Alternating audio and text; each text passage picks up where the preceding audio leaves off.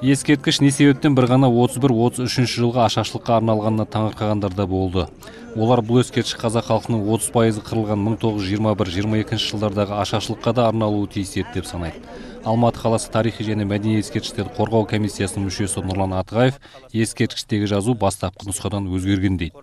Тарихи мәдени мұра қорғау комиссиясының шешімімен 3 ескерткіш таңдалып, оның өзінде де сол 3 ескерткіштің жобасы әлі де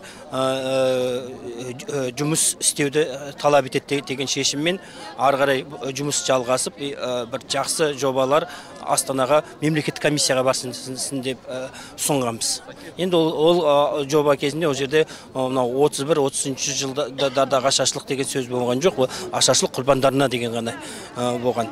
Әкімдіктің ресми жиыннан соң акция өткізген белсенділерінде қынжылысы бар. Олар бұл ескерткіш тек ашаршылыққа ғана емес, саяси қуғын-сүргін құрбандарына да арналады деп күткендерін айтады. Белсенділер қазіргі билік саяси қуғын-сүргінді айтудан тартынады, өйткені бүгінде саяси қысым күшті дейді. Сегодня память о жертвах политических репрессий.